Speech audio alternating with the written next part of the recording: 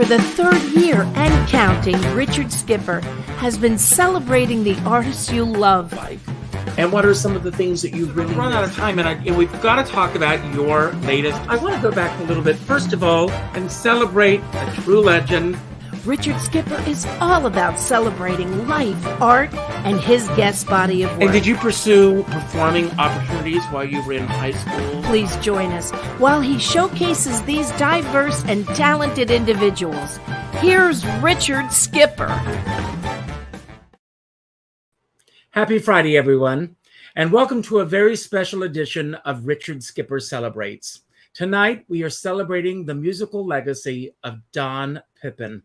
I never had the opportunity of working officially in a Don Pippin musical, although I appeared in a few in stock and amateur productions in South Carolina. I made my debut in Maine, in South Carolina, far away from Broadway. But I loved his music, and getting to know him later in his life and in mine as well was a real treat. I had the opportunity of interviewing him several years ago when I was writing a blog. And he also served on several panels that I put together over the years. And he was, as you're going to find out tonight through his friends and his colleagues, he was a true Southern gentleman. Perhaps that was why we bonded so well. He was a wonderful man. And I just loved the fact that I've never heard one person say a negative thing about him, which is a wonderful legacy in itself in this business where so many people are quick to say a negative thing about this person or that person. His music will live on, and I think about the incredible legacy of what he's left behind in terms of his scores, his friendships, and the memories that he's left with everyone. I think the last time that I saw Don was his last public appearance, and it was at Jerry Herman's memorial, which was just before COVID. So I thought that that's where we would begin tonight, and you will hear from his friends and colleagues in their own words about what he means to them. So let's start with Don Pippin. Here he is.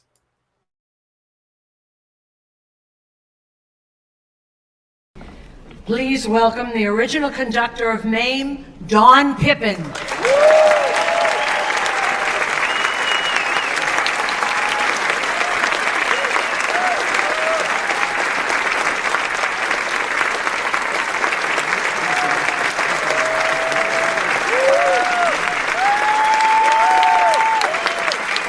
And Ron Raines.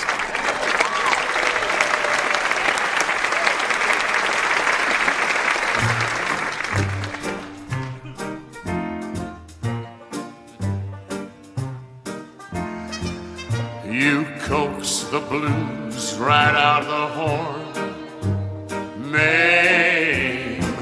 You charm the husk right off of the corn, Maine. You've got the banjo strumming and plunking out a tune to beat the band. The whole plantation's humming since you brought Dixie back to Dixieland. You make the cotton easy to pick, Maine. You give my old mint julep a kick, Maine. Whoever thought a Yankee would put our little Dixie bells to shame? You made us feel alive again. You've given us the drive again to make the South revive again, Maine. You brought the cakewalk back into style, Maine. You make the weeping willow tree smile, Maine. Your skin is Dixie satin. There's a rebel in your manner and your speech. You may be from Manhattan, but Georgia never had a sweeter peach. You make the old magnolia country club. Maine, you make camellias bloom in the mud. Maine, you make the bougainvillea turn purple at the mention of your name. We're baking pecan pies again. Tonight the chicken fries again. This time the South will rise again, Maine. Well, shut my mouth and freeze my face. You brought some elegance to the place. There's sound, only harmony, catfish and tripe. Nay. Well, shut my mouth and damn my eyes. You've made the price of tobacco rise. The old watermelon is suddenly ripe. Nay. And down on the levee, a beautiful bevy of crinoline ladies has flocked. The way that they're squealing, they give me the feeling that Robert E. Lee must have docked. The strumming and rigging, the humming and singing is starting to get out of hand. Since you brought Dixieland to Dixieland, you make our black-eyed peas and our grits. Maine seem like the bill of fare and the rich.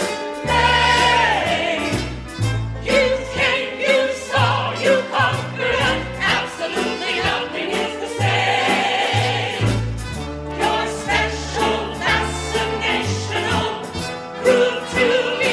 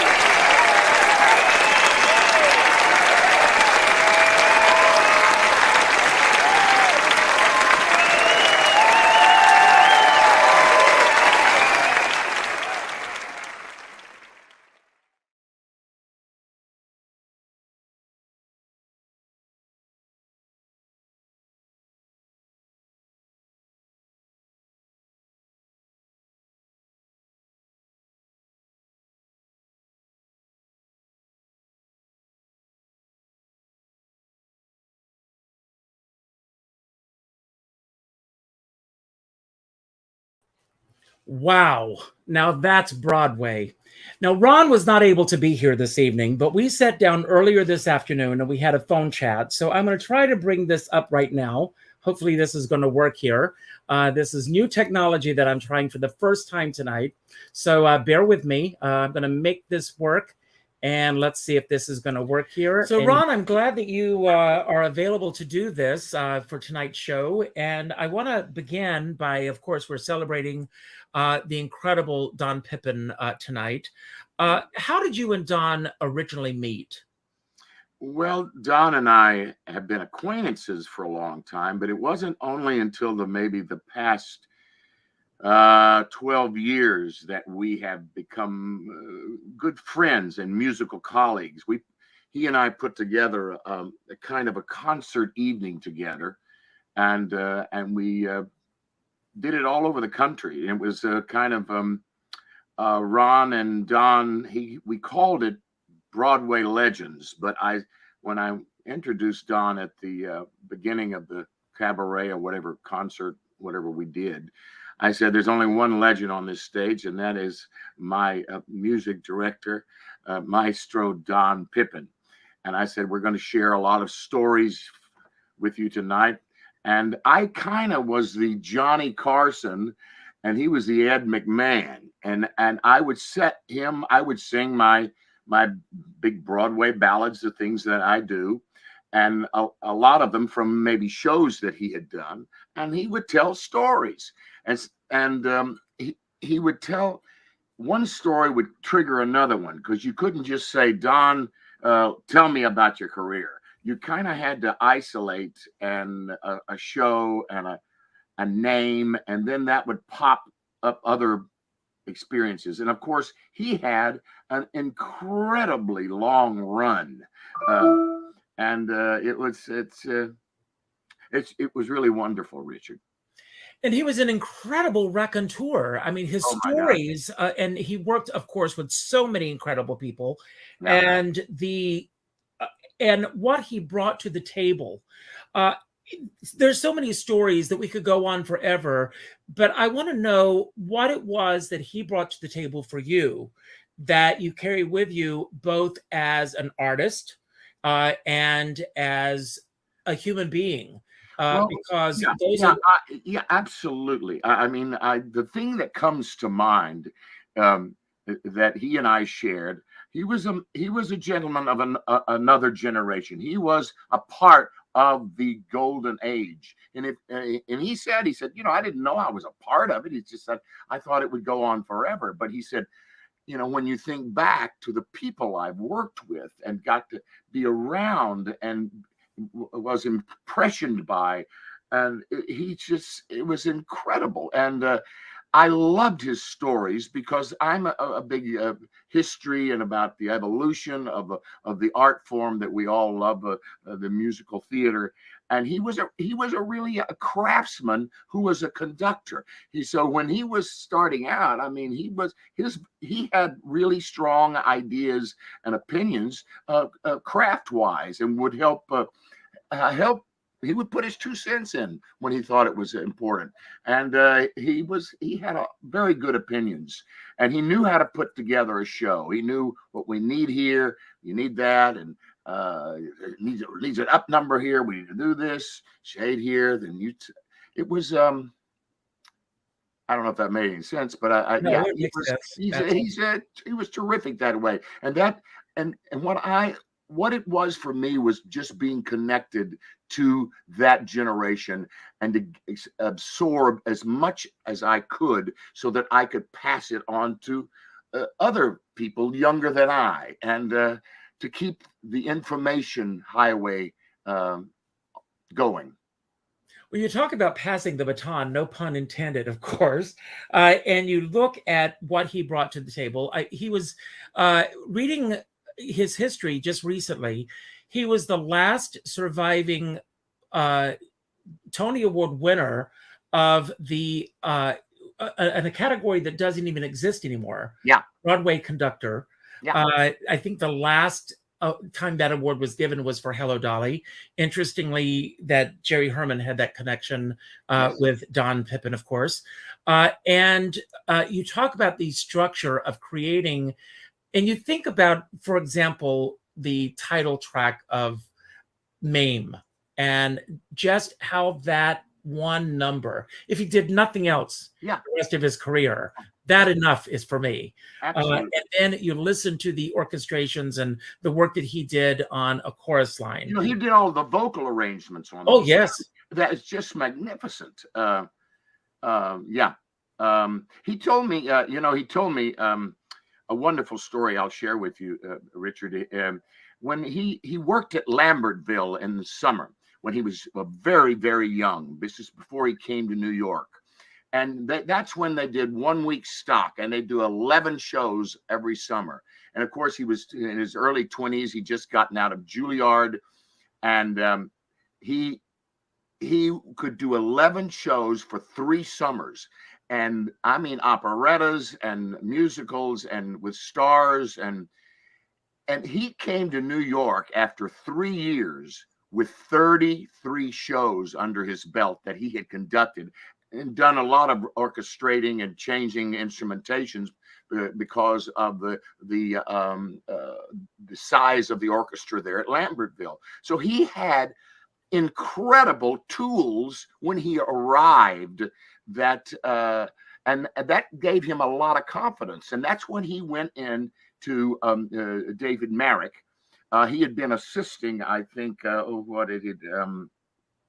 he had been the rehearsal pianist for Irma la Douce, and an assistant conductor, and I think he had conducted some of the performances. But it gave him confidence, and he heard that David Merrick was going to do Oliver and bring Oliver over from England, and he set up a meeting with David Merrick, and he was very tenacious and very pushy and wonderful and young, and that's what it's all about. And he walked into Mr. Merrick's office, which he described in full detail, and he said, "What do you want, kid?" He said, "I want to conduct your production of Oliver." And he said, "What makes you what makes you think you can do that?" And he said, "Because no one will conduct it better than I will." And David Merrick thought for a minute, looking at this guy who was pretty self-assured, and said, "Kid, you got the job." And he said, "You better be good as you say you are." And he got the Tony Award. He got the job, and he was as good. But before I let you go, I want to talk about the man off stage. I had the pleasure of knowing him in his later years, and the one thing that I loved about him was his love of his dogs, and the man off stage, and his love of animals and everything. What are some of your favorite memories of him off stage? Well, Don was a Southern gentleman from Chattanooga, Tennessee, and we're a yes ma'am and no ma'am and yes sir, and he was very much that to the very end, and had a pride in the way he walked and carried himself, and he did love animals, and he loved children, and he loved families. He some of the times we would stay with a friend of mine would get us into the community concert series or something. We'd go, maybe instead of a hotel, we'd say, "Well, let's stay with the friend. They got a huge house and blah, blah, blah." And he was, especially if they had animals, he loved their animals, and he wanted to know all about the animals and tell me about them. And of course, people love to talk about their animals. And so he was really authentic, Richard. He didn't have a lot of pretense, and at least when I know him, he was really right there, and an incredible musician.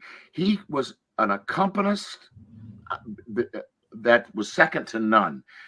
He literally sang with you, and he could play the 88 and make it sound like there were, 2 people playing the piano, with all the notes that he could hit that made you feel so supported in your singing. I'm just really grateful that he and I became close in the last 15 years. Although during a show called Teddy and Alice. Oh, yes. Or even Colette, I think, with Colette with Larry Blank, because Larry was mentored by Don. And then Teddy and Alice is when he was the music supervisor.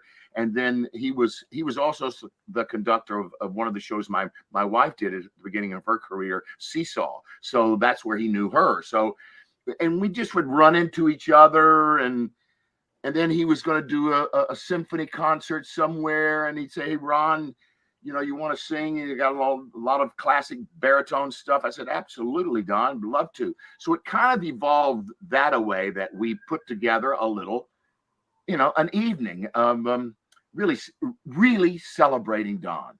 That's what we were doing, and the music theater of his day. And I think you're aware of it too, Richard, that Encores is doing Dear World and Oliver this year. Yes, absolutely. That's two of his shows. Absolutely.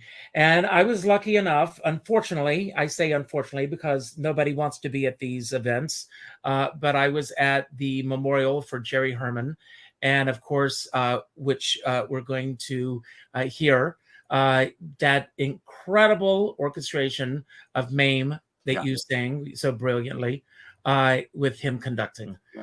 So thank you for doing this with us tonight. And thank you, Richard, for doing this, and thank you for asking me. And I'm so glad we were able to pull it off.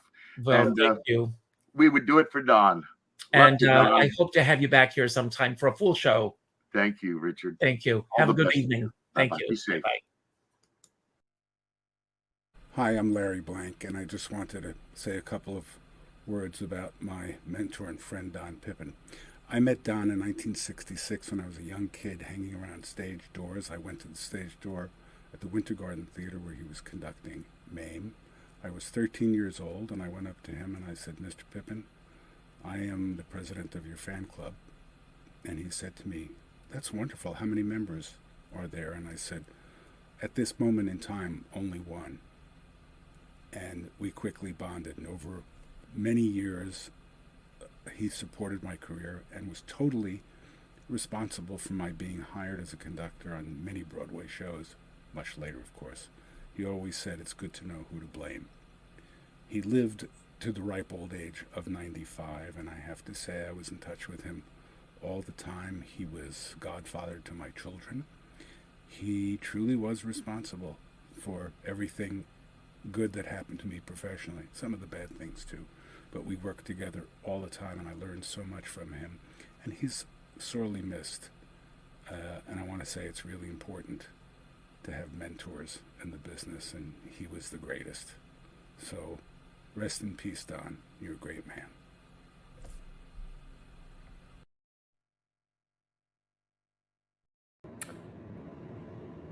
Hi, I'm Nick Archer. I'm a friend and colleague of Don Pippin. Don gave me my first big break, my first show in 1977 with a chorus line, a national company. And subsequently, Don and I worked on chorus line in New York City, as well as a few other shows, La Cage aux Folles among them. Other than the shows, which were terrific, TV shows and record dates and all that sort of thing, I learned a lot from Don's temperament, from his ability to be able to work well with cast members as well as orchestrators, directors, other creative staff types. He was kind of a model for that kind of a position, music director on Broadway. He was a very loyal fellow to all the musicians who worked with him and for him. He could teach you a lot musically. He was a superb pianist, excellent conductor, wonderful arranger, composer in his own right.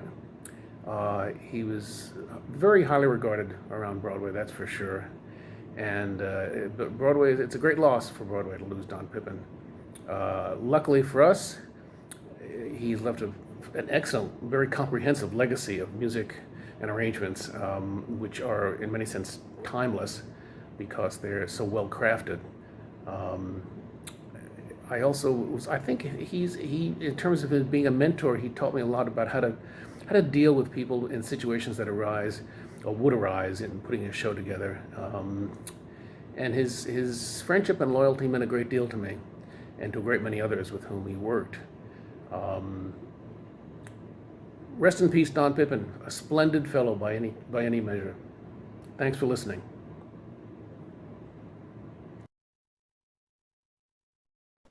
Hi, my name is Ray Marchica, and I'm a drummer and percussionist from New York City. I first met Don Pippin in 1978 when the show A Chorus Line needed a percussionist to go for an emergency situation to go on the road with one of the road companies. And in order to do this, I had to learn the show kind of quickly. And then within three days, play it in New York City so Don could hear me and then either approve me or disapprove me to go on the road. So I got approved. I played the show for Don, and the show never happened. But I continued to sub on A Chorus Line in New York City that summer. And then soon after, another position opened up for a different road company of A Chorus Line, which needed a drummer, a drum set player. Now, I was recommended to Don by my college music professor, Morris Lang, who knew the contractor of A Chorus Line, Herbie Harris. So that's how I got in to Chorus Line in the first place. So in order for me to go on the road to play drums, I had to audition again for Don. But Don liked the way I played percussion, and this time I had to play the show at the Schubert Theater at 8 p.m. on a weeknight for Don, so he could approve me to go on the road once again. And this time it was a little more pressure because it's the drum set chair, and the drums really drive the show. So I got to the Schubert Theater early and tuned the drums, and then Don walked into the pit about 5 to 8 with his coffee cup in his hand, smiled, winked at me, and just made me feel really confident that this was going to be good. And lo and behold, 8 o'clock came, played the show, and it went really well. And I got the gig. About a year later, I came back to New York, and Don was involved with another Broadway show called A Broadway Musical, which was a show that Charles Strauss wrote the music for, and it was very short-lived. But nonetheless, Don gave me my actual first Broadway chair. And then a couple months later, Don got the position as musical supervisor at Radio City Music Hall. And he recommended me to do that. And there I was, a 24-year-old young drummer, and Don chose me to go to Radio City with him. I owe so much to Don, my Broadway career, and so many other gigs that he gave me. I played on the Miss America show, television shows. I met my wife, Nina Hennessy, at Radio City. He hired Nina to be one of the singers at Radio City. So Don is such an important part to my life. I will always remember him. I love him. He's irreplaceable. And I think of him all the time. Thank you.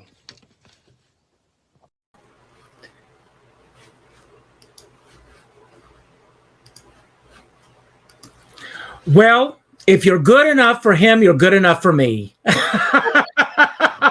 How are both of you? First of all, welcome, and I'm so glad that you're both here tonight. I'm very nervous about one thing. What is that? The internet service here. Is it's iffy? Well, as you can see, it is iffy. Well, if it's that iffy, it's iffy. And while we're waiting for them to come back, that is Ohio. Why, Ohio? Marcia Milgrom Dodge is here. So, Marcia, I've got you on. How are you this evening? I'm good. Hi, everybody. Well, they're frozen right now. Oh, they are. Happy Don Pippin Day. Yes, they're frozen in Ohio, which Oh, is... dear. That's kind of redundant. Isn't that like, what's that line from a chorus line? You beat me to the punch, but are you back with Ray and Nina? Yeah. We're back. Hi. But they're there with Nina's parents. God bless them. Who, Nina, you said your father was a musician. Yeah, my dad was voice was his instrument, but he's one of those guys that pick up any instrument. So growing up, he could play a horn, he could play the guitar, he could play a little piano, but he was a jet fighter pilot. So I think that the three of you are meeting for the first time. Yes. Ray and Nina and Marcia Milgrom Dodge, phenomenal director, and I'm thrilled that you're here tonight because Marcia, I'm such a fan of your work, and I know that you know that already. You're so sweet. Thank you. It's the truth. And you met Don yourself originally when you were working on Music Man at City Opera, excuse me, with Bob Gooden was playing Harold Hill. Right. And you were fairly new or young in the business. Yeah. So this was just a few years ago. You can say it. I'm very proud. It was 1988. Wow. I know. And I was completely starstruck that I was going to be working with Don Pippin. I mean, so just from a chorus line alone. You had mentioned earlier that you had just come, essentially from Goodspeed Opera House. Mm-hmm. And so to have this opportunity to work on such a classic American musical as Music Man, and to be working with such a classic American icon of the musical theater as Don Pippin, that must have, I can only imagine the heady experience that was doing with the somersaults in your head and in your stomach. It truly was amazing. I mean, I had to go meet Beverly Sills and Arthur Masella and Don Pippin. And I had just come from doing a new musical at Goodspeed. I was the choreographer of a musical based on The Little Rascals. And it was a complicated, crazy experience, but somehow my name ended up in Arthur Masella's inbox somehow. And so I had this meeting and I was incredibly intimidated because there's La Diva herself, Beverly Sills there, and Don and Arthur. And they hired me. And then it was roll up your sleeves and let's get to work. They made me at ease and invited me into that, collaboration in a very big way. And it was an intense experience. Working in opera was very different than working in the musical theater. Rehearsal studio is a whole nother thing. And the understudies would stand behind the principals as we were staging and learn their blocking at the same time. And Don was such an inspiration because he always had joy and a smile on his face, even if we were looking at something and it was, like falling and crashing and burning. Don was always upbeat, positive. We're going to fix this. This is no problem. And so, I heard his colleagues talk about what an example he was in how to collaborate. And that's something I learned from him and really appreciate. Just being able to walk in the room and, like the MC in Cabaret says, leave your troubles outside and come in here and everything is beautiful. So it's kind of, it was daunting. I kind of bowed to him all the time. I was like, hello, sir. I'd call him sir. And he would just sort of disarm me and put me at ease and make me feel like I belonged there, which was just such a gift for somebody like me who was, scrappy and just trying to get in the room where it was happening. And I'm still that way 40 years later. So. Well, I want to talk about a couple of things with all three of you. Number one, today, believe it or not, is Be a Kid Again Day. And one of the things that I was thinking about is, as Ron Raines, we had talked earlier about this, and also Larry Blank referred to this, of him having that I want to be polite here, the right phrasing of going in to David Merrick saying, I want to be the conductor on Oliver, and I am the right one for this, and my God, let me do it. Not only does he get the job because he proved himself, but he also wins a Tony Award in the process of doing this. And I think about that enthusiasm of the theater, and in my conversations with him, much later in his career, he still felt like that little kid from Macon, Georgia, who had that little boy wonder of what the theater is truly all about. And and it was all about collaboration, I think, for him, and what everybody could bring to the table. And I heard, in the stories, and Amber Edwards in her brilliant documentary on Words and Music on Jerry Herman, and they talk about how, the various pieces that came together to make the MAME work, the title number, and how it kept building and building and building. And of course, so much of that is Don Pippin, but it's all of the elements that came together. And if the three of you can talk about what it was like to be in the room where it happens, to watch him collaborate with the other people in the room. Do you want to go, Ray? Go ahead. Hi, I'm glad we're back live. We kept cutting in and out. I'm really sorry. There's nothing we could have done about it, but we changed rooms and maybe it's better now. So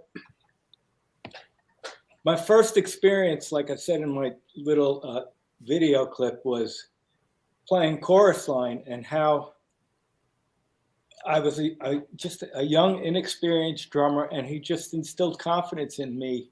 And he was almost nonchalant the first time I played drums for him, and it just made me feel great. And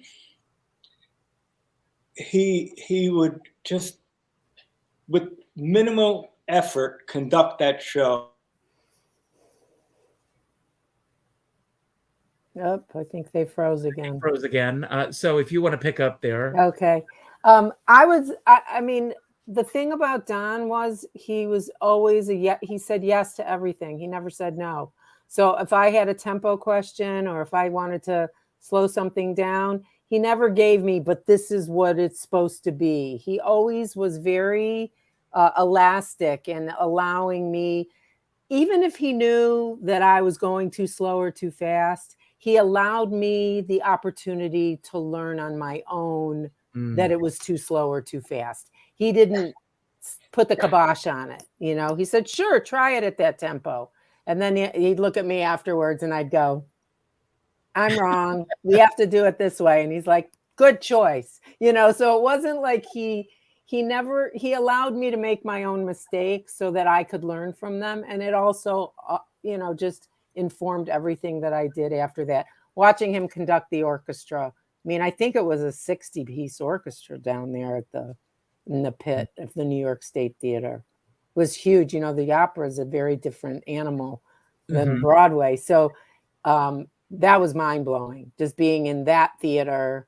It was the closest to Broadway at that time in my career. It was early, and he had confidence and jovial conviviality, all those words. I think it was Ron that said he's connected to the history and the golden age in a way. Like he just was elegant and kind and incredibly generous. Those are my three, I think, key takeaways from working with Don. Now, Ray, you mentioned earlier, and I'm going to get to you, Nina, but Ray, you mentioned earlier of walking into that room and him giving you that wink and immediately putting you at ease. Did you feel from that moment on that you had the job? Well, we lost them again. So, we're gonna. Why, Ohio?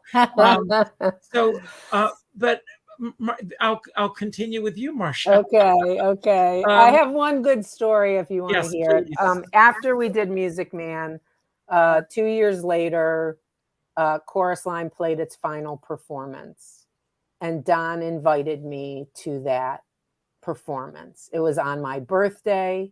It was April 28th, 1990. It was Chorus Line's, I think, 6,137th performance.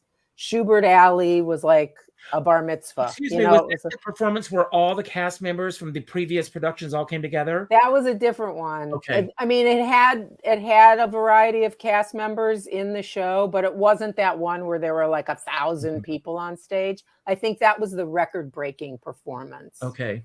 But this was the closing night, and Don got us tickets, my husband and I, and we sat in the balcony, and I had seen the show, I think, 15, 20 times when I first came to New York.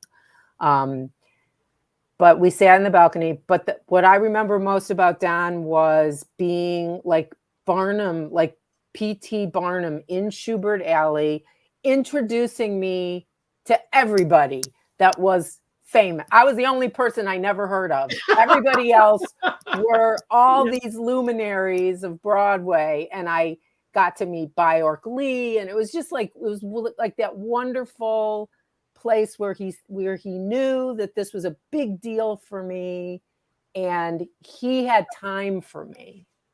That, I mean, on that night of all nights, what's he hanging around with me for? Do you know what I mean?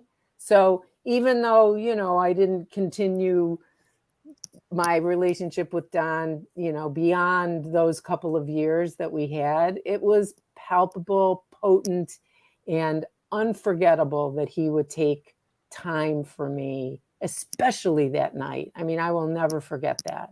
Well, I will tell you, that's my experience with him. I mean, you know, like as I mentioned earlier, having him on a panel, when I reached out to him, he was always there. And why don't you get this person on the panel? Let me make a phone call for you. And he would make those calls and get, you know, all these incredible artists to, you know, come along. He said, we're going to do this together. Let's all be. And it was just amazing, the people that he brought together to do that. Once you started working with him, were there down times where you were just able to just hang out and have those moments of just being friends, pals that were not? You know, I don't even think we had a meal together. I think it was just kind of I lived in the neighborhood. I live near Lincoln Center. So I think I just went home every night to do homework and be prepared for the next day. I will tell you one other story that was amazing. We were working in the basement of the New York State Theater in rehearsal, and Jerome Robbins was just starting to develop his concepts for Jerome Robbins Broadway. So I think Don was even playing the piano for me that day, and we were running the library dance. And Don had to go, and I was packing up and just about to leave. But we had 15, you know, or 10 minutes left on the clock. And I said to everybody, all right, let's do it one more time. So we just started to do it again. And Jerome Robbins walked in the room. So I was like, what do? Do I stop? And I just kept going because we were like rehearsing. So I kept going. And then I thanked everybody, and Robbins just stood there. I didn't know what to do. So I walked over to him and put my hand out and said, I'm so happy to meet you, and you're such an inspiration and the reason I'm lucky enough to be in this hallowed ground, right? Mm-hmm. And he didn't take my hand. He kind of hit it, and my heart sunk. And the next day I told Don about it, and he hugged me. And he said, don't even think twice about it. Just carry on and do your work. You're doing great work. And it just was a kind of weird, like, meet your hero moment, and then be like, oh, that wasn't as good as I hoped. But Don was there to say, that's all. Basically, forget about him. Focus on your work. You're amazing. You're wonderful. You know, stay the course. So he was there to sort of buoy me up, talk me off the ledge, as it were, you know.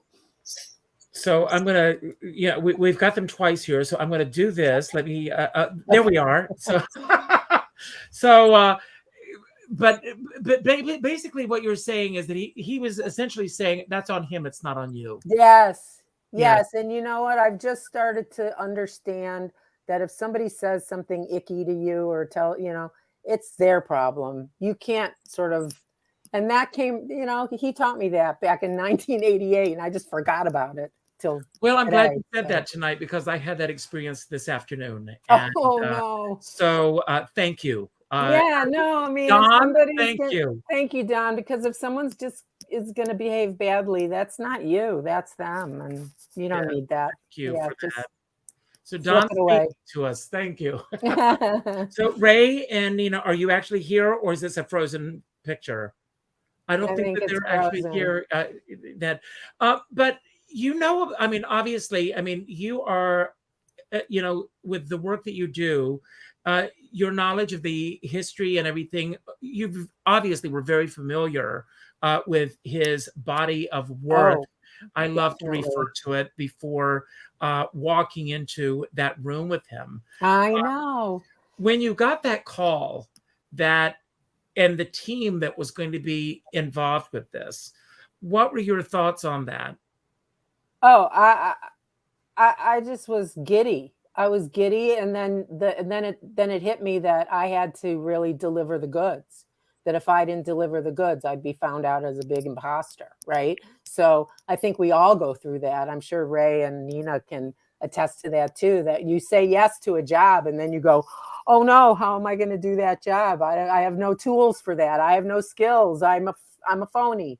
So you kind of go through all that, but I'll tell you, walking into that space every day with Don and Artie and Bob Gunton and oh gosh, the designers were amazing, and it just was heady. And being, in Beverly Hills popping in, and the city ballet, dancers just, running down the halls, and it was exciting and staggering. And even if it was Mr. Robbins, who, I'm not going to deny his genius, but he wasn't a very nice guy. But even if it wasn't the experience that you were expecting, you got a great story out of it.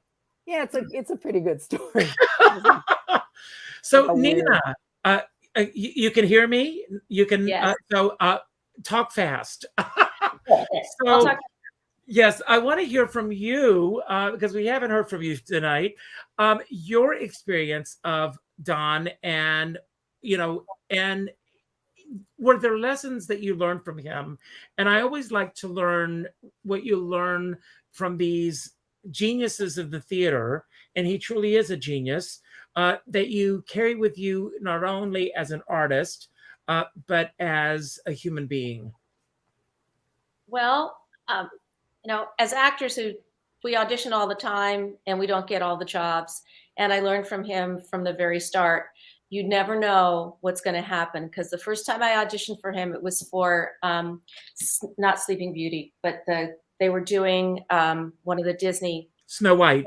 And I went in to audition for Snow White. I didn't get cast, but I got a call back to go to Radio City about a month later. And it was a callback for the finals for the Radio City Christmas Spectacular. Wow. And Don had asked me, like he'd said, nope, I want her to come in. And I ended up covering all of the singers and all of the dancers and the Rockettes in their specialty material. So I said yes to basically the actor's nightmare, and went on stage. The first time I performed, it was a solo. One of the dancers wasn't there. I was in the wings, because you're always in the wings if you're covering to do your homework. And I'm the one who told the stage manager that she wasn't in her preset. And they didn't have costumes for me. But I ran upstairs and they put some shoes on my feet and pinned the costume around me. And I went on stage with my braid and no makeup. And John Salvatore, wonderful dancer, was the prince with me, and because it was a little duet that opened the whole show. Oh my God! And I popped out of my box, and John just told me, "Okay, Shanae left 5 times, then run to me and do a jeté, and I'll dip you." And he was just in one ear or in the other ear, and we got through it. And then the whole show was like that. The Rockettes telling me, kick here, kick there, turn right, turn left. It was insane. In unison. I survived. And that wouldn't have happened if Don didn't say, "Hey, Nina, come here." And then I stayed at Radio City with him for 2 or 3 more shows. And then I got Annie on the road. And Don sent me off, like, go have a wonderful time. And when I got back from Annie, there was a position open in Woman of the Year on Broadway. And a colleague of mine from Radio City, Susan Powers, was the original in that role. Yes. And Susan said, "Nina, you'd be perfect to replace me." So I went to she gave my name to Eddie Nolfi, who was the dance captain. And Don already knew me. But the director didn't know me. However, so I was there with 5 other dancers, and I booked the gig. And that was my first Broadway show. It was Don Pippin conducted. There's something just that I love about Don, that I loved watching him from the audience when he would turn around and bow to the audience and then turn back and conduct. And there was that shock of hair that flipped a little bit, just a little bit. And he's just so debonair and strong, powerful, tall, and a gentleman, on the podium. And I never heard him raise his voice. And I met him in many, many situations after that. Although I didn't work with him again. I did some jingles, and, every once in a while, so we need a soprano, Nina, can you come in and sing a note, but I saw him mostly in the house, if a show was happening or in passing, and he knew about every show that was going on because he was a show doctor. Yes. Everybody called him in and said, "What's not right? Don, can you just give us your opinion?"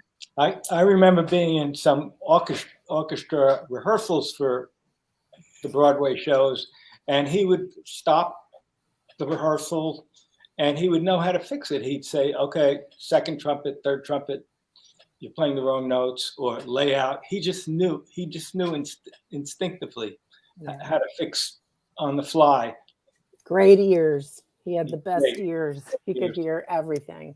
And as a drummer, his beat, when he conducted, he used like minimal motion. He would conduct like this. And he would hit the accents. And for me as a drummer, it just was so easy to follow. And his downbeat was a downbeat. It was like the orchestra played right there. He'd snap it. It was just, there was no one like him for me to play drums. Yeah, it was an easy one to find, when you're looking, where's one? Yeah. And he didn't, when musicians used to come in to sub in the show, Don didn't nitpick about if a saxophone player missed the wrong note. He had the big picture of the show in his mind always. So he never made a substitute musician feel intimidated. "Oh, I missed a note." He would wink, just smile and say, "Don't worry about it." He was great. I'm going to ask each of you a question as we are winding down, and maybe you have an answer for this and maybe you don't. And Marcia, it's going to be interesting to get your perspective on this as a director. Now, we are in an age where there's a lot of revisals happening with shows. And you mentioned earlier about tempos and things that Don was not like dead set that it had to be exactly as it was played before. And it was mentioned earlier that both Dear World and Oliver are both going to be at Encores this next season, which I'm excited about because I love both of those scores. Richard Rodgers, anyone who knows his history, he was a stickler for everything being exactly as it was written. And, as people come along, there's a lot of flexibility with some people, and there without going into names, or there's a particular production that was done recently, and there was a lot of controversy about all of the changes and the flexibility that was done with a particular production. What are your thoughts when it comes to how these productions are being presented now? Do you think that it behooves them to stick with the orchestrations as they were originally written? Or do you think that the flexibility of trying to find new ways of presenting them is the way to go? Or do you think it depends on the piece? It's hard. I think it's a show by show thing. I mean, for me, I will always go in and not tamper with book music and lyrics, but I will find a new approach, a new context. I will be mindful of my audience. I am expanding the definition of beauty in my recent production of Beauty and the Beast by making very bold casting decisions about how to cast the show. So if the estate gives permission and the concepts and ideas are exciting and worth digging into and getting rewrites and new orchestrations, then go for it. But me personally, I like to take the chestnut and just shake it up a little bit. You know what I mean? I like to take what's already there. And, I've built my career on revivals. I have done several new musicals, but I am sort of the queen of revivals, right? And yeah, you owe it to the material to go in and dig in and smuggle in deeper meaning and find new things within it. But, in a way, these Music Mans and now even Ragtime and all the Rodgers and Hammerstein, they have great bones. I mean, Dolly is a great show. Gower Champion and Don and Jerry Herman built a great show. So I don't think you really need a new orchestration necessarily. I know that choreographers like to do new dance arrangements, but I also learned how to choreograph from the dance arrangements that came with the original production. Mm-hmm. So I kind of love them, but I'm just on this side of being the old generation, so. Ray, Nina, any thoughts? I'm kind of old generation. Yeah, so am I. Yeah. Sometimes budget has something to do with it, unfortunately, in terms of orchestrations, that they do have to cut that. But if it was a 30-piece orchestra, maybe they have to cut it down to 24s. So, I mean, if you're revisiting an old musical, but you're turning it into a chamber musical for a chamber piece for a smaller theater, I can see, so adapting the orchestrations and the arrangements for a smaller cast and smaller and lesser instrumentation. But if you're going to go for the big musical that it was and you're reviving it, yeah, start with. Well, Dear World was originally created as a chamber musical. Well, yes, did you know this? No. So yeah, it was very intimate, and it was because of MAME that the producers wanted something bigger and bigger and bigger than what Jerry Herman and Don originally wanted with that production. And Jerry said it was always a regret of his that it got so out of hand, and Angela got a Tony Award for it. But it's going to be interesting to see where Encores goes with that, to see if they'll go back to the original. But last question, do you think we'll see a revival of MAME in our futures? I hope so. That would be amazing. I think Christine Baranski did it at the Kennedy Center, and they were trying to bring it in. Yeah. But it unfortunately didn't. I don't know. Yeah. I mean. But I want to thank the three of you, and even with the technical issues, we got here. No, but you got here, and I want to thank everybody who sent material in, and and was able to send me your audio and everything. And Ron Raines, I did a show at 5 o'clock this afternoon, and ended it, and we did that phone interview like 10 minutes. He sounded great. Yeah, I heard it. So it was really lovely.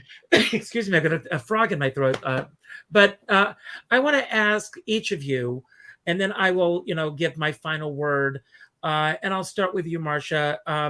Your final thoughts on Don Pippin and what you think that his legacy will be, and how you would like future audiences to remember and think of him, and what you would like people who did not know him personally to know about him. Oh, go listen to all those cast albums that he conducted, number one.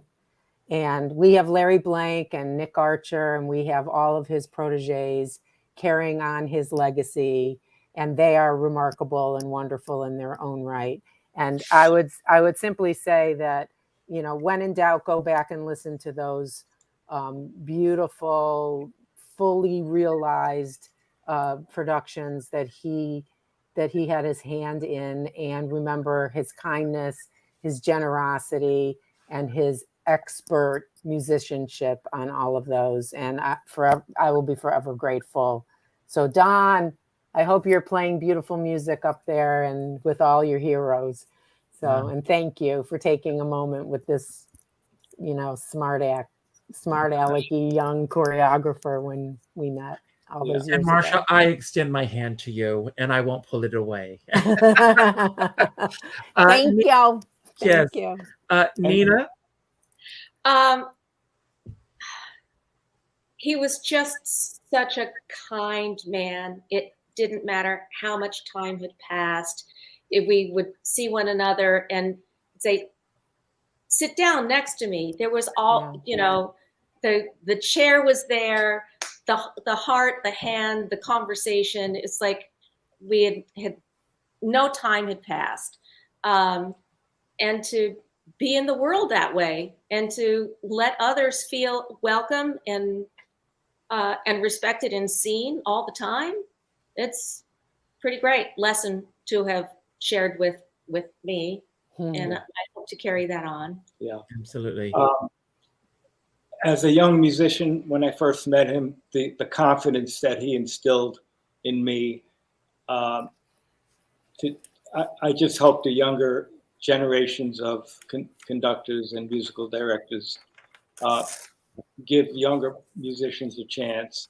And if they find a really good young musician that they like working for, to be loyal to them and continue to work with them, and always be kind. And like I said before, Don always had the big picture in mind with the show.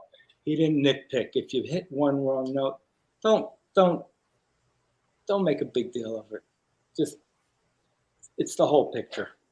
Thank you. And on that note, I want to say that my experience of him was always, and you all touched upon this, of when he walked into a room, it's like when Mabel walks into a room. When he walked into a room, he acknowledged everyone in the room.